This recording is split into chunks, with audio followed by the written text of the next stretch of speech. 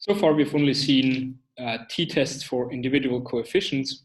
However, oftentimes you would, for example, like to test whether coefficients are jointly significant, or whether there is heteroskedasticity in our residuals, or whether we properly specify the functional form of our model, and so on. This is where the Imtest package comes in. Imtest provides almost all functions that you need to test your model. You can test for heteroskedasticity in the residuals, you can test for autocorrelation in the residuals, you can test whether you properly specified the functional form using a Ramsey reset test. You can discriminate between nested and non-nested models, and so on. And you just install the package Imtest, and then you load the library. And then, for example, if you'd like to test for heteroskedasticity in your residuals, you use a Broich-Pagan test. You would just call BP test and then give as an input the object from your regression. And what this does is it essentially just takes the residuals from that regression, squares them, and sees if there is a non-constant function that describes this best, which would indicate that the variance is not constant across our x variable. And here we can see an example, and the p-value would indicate that in this case we should use robust standard errors. If you would like to do a reset test, that will tell you whether you need to include higher order polynomials in your functional form, for example. You again just feed the output from your regression into reset test function, and it will conduct a test for you and provide you with the p-value that gives you an indication of whether or not you should think about the specification of your model once again. Durbin-Watson test, if you're, for example, testing a model that is two time series and that you think are co-integrated, and you would like to test whether there is still autocorrelation in your error terms, you would use a Durbin-Watson test, which then tests for autocorrelation in the residuals, and again it reports the test statistic and the p-value.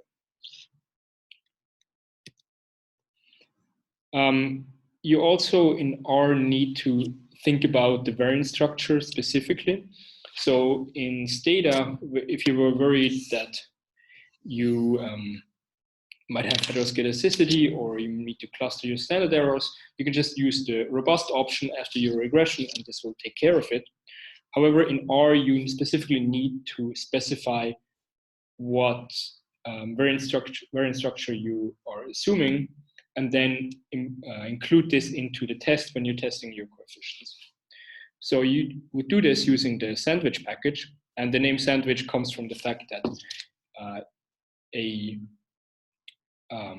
variance of your coefficients, if it's not homoskedastic, the estimator looks like a sandwich because it has the covariance matrix squished in between the products of the X matrix.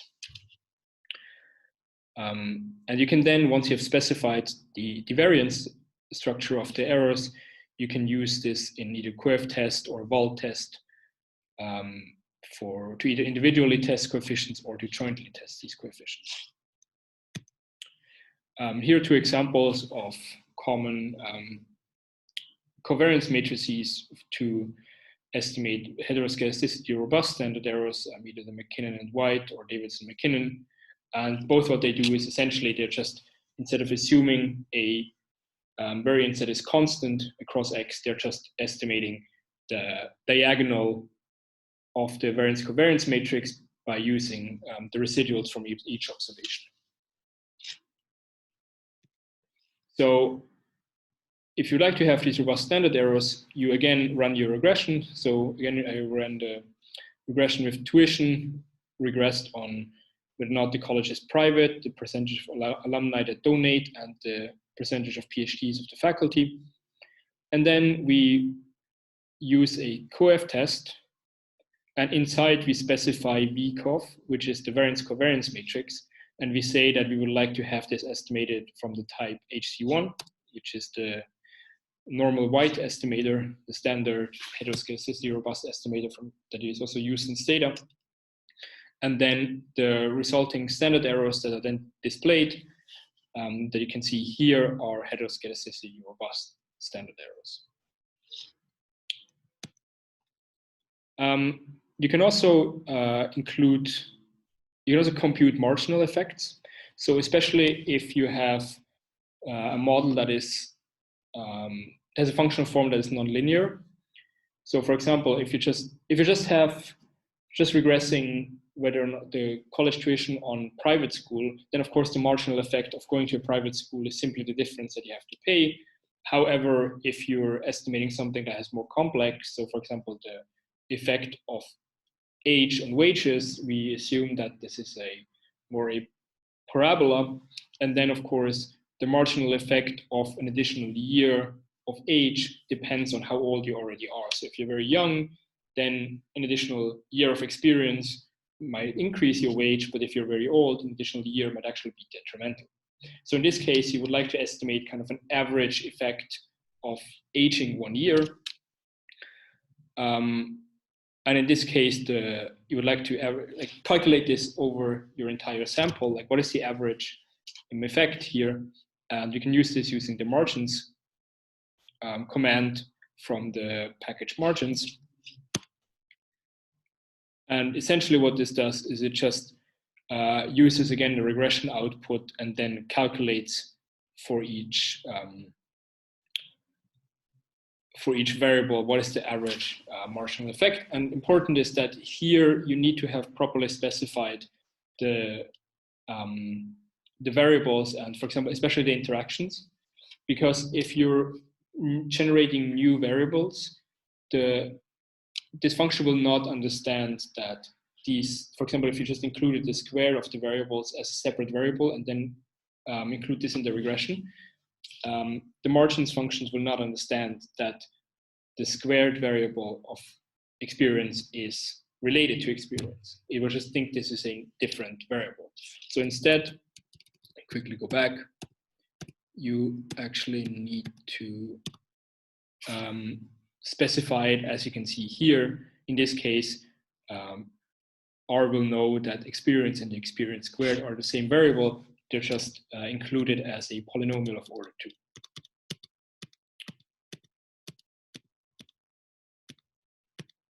Okay, now let's talk about further regression methods, in particular pendulum methods and instrumental variables.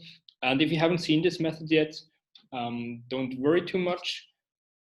They will not be part of the assignment. If the assignment, I just assume that you have a working knowledge of linear regression. However, I highly recommend that you take, for example, a master's course in econometrics, which gives you very good in-depth education on microeconometrics to estimate causal effects. So the first thing we're going to talk about is pendular regressions. And if you remember that the problem with normal linear regression was that oftentimes we have a problem, for example, with reverse causality. Let's say if we want to know whether having more police reduces crime, if we just regress crime on police in different cities, we might miss the fact that cities that have more police on average also just have much more crime on average, and the police is a response to the crime and not the other way around. So in that case, it might look like having more police might increase crime when the causality actually goes in the other direction. So this is where pendular methods come in. And for example, if we use first differences, we would regress the difference in crime in a city on the difference in police, which then would mean that we just try to explain, does an increase in crime from 1 year to the other, can this be explained by increase in the police or a decrease in the police? And this kind of takes care of the fact that different cities just have naturally different levels of crime and also different levels of police.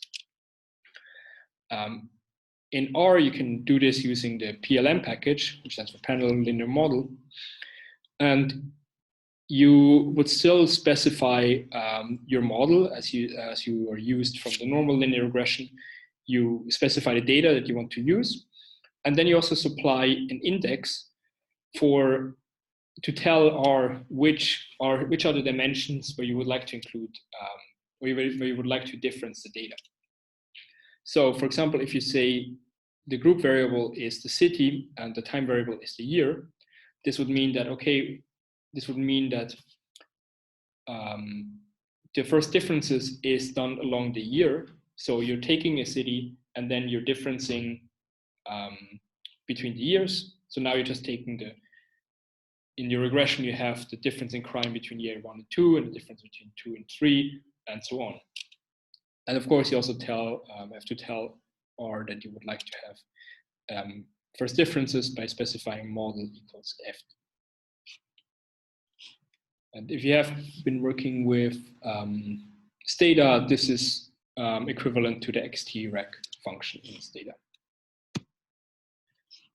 Instead, if you would like to have fixed effects, and the difference to first differencing is that with fixed effects, you're just estimating a separate average for each city. And then your interpretation would be, if a city has an above average police force, does the city also have a below average crime rate? And to specify a fixed effect model, again, you supply the index for which is the cross-sectional dimension, which is the cities, and which is the time dimension, which would be years. Then you say the model should be within, which means for fixed effects, we're only using the variation within the city because we're comparing a city to kind of itself. And the effect will be two-way, so that R knows it should estimate both a fixed effect for the city and a time fixed effect, because there might just be, over the years, there might just be different trends in crime. Like crime might just go down everywhere, and then there should be a separate fixed effect that captures this time trend.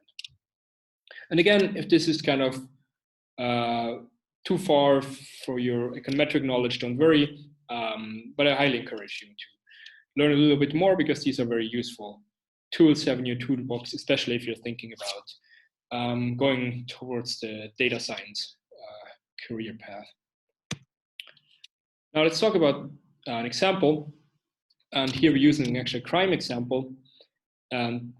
This data set, which is a built-in data set, just contains the crime rate and the police per capita in a region in the US. And we can also see that the year here is, there's different years. So of course, like panel data means that we have the same city observed over several years, such that we can actually estimate a separate average for each city, and we estimate this average over time. And now we do first difference regression. So we specify our model. We say it should include a county fixed effect and a year fixed effect, and should use the model first differencing, or sorry, no fixed effect, but it should difference according to the year dimension.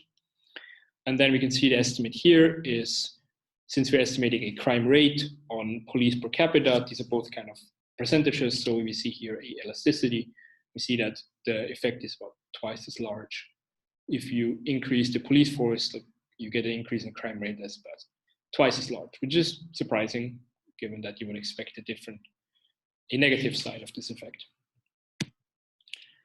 Similarly, if we estimate fixed effects, we would just instead set the model to within, and then say we want to have a two-way fixed effect. We want to have both a time fixed effect dimension and a fixed effect for each county. So each county should have its own mean, and then we're just looking at deviations from that mean in terms of crime and police force.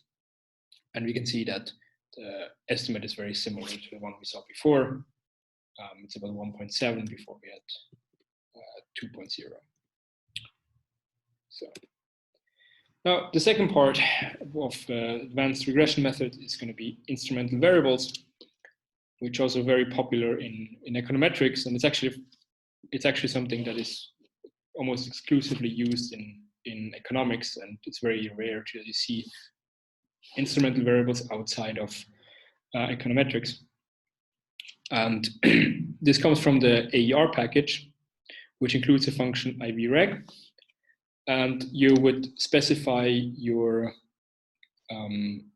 structural equation first, separated by this vertical pipe symbol, and then you supply the instruments that you want to use to instrument for the explanatory variable. And then you also supply the data. By default, the result from ivreg, so the object my ivreg, contains, of course, the F statistic for weak instruments. So if you remember that the first stage of your instrumental variable regression should be at least 10 in order that we actually have some variation, we actually have a very good predictive value from the instrument that we have on the endogenous variable. And then it also gives us a test for endogeneity, which is just testing whether if our assumption is exogenous, if our instrument is exogenous, does the effect differ very much from just using the normal endogenous regressor? And then there's also a test statistic for over-identifying. If we have more than one instrument, do we need all of these extra instruments? So now let's look at an example from a very famous paper, The Colonial Origins of Comparative Development, which looks at how countries that were colonized differently kind of developed later in history. And what we do here is we use ivreg, where we regress the log GDP on a measure for legal protection, which is kind of a measure of how strong the institutions are. And legal protection is thought to kind of be dependent on how the country was colonized. And here we use as an instrument how many settlers died when the country was originally colonized. And since this has an effect on how institutions developed in this country, we can use this as exogenous variation in how the strength of, for example, legal protection for like property rights or so, and then see how this affects the growth in GDP. And if we then use the summary from the IV regression, we can extract the coefficients here with the senators and the t-values. And if we get the diagnostics, we would get the weak instruments test. So here, for example, we have a statistics of 22, which is much higher than the 10 that we usually use as a rule of thumb. So we should not have any problems here with weak instruments. There's also more regression methods that you might want to use, like quantile regressions from the quantrec package, limited dependent variables like logistic or Poisson regressions from the generalized linear model, the GLM function, or regression discontinuities. It's also a very useful tool to know about. You can use the function RD robust.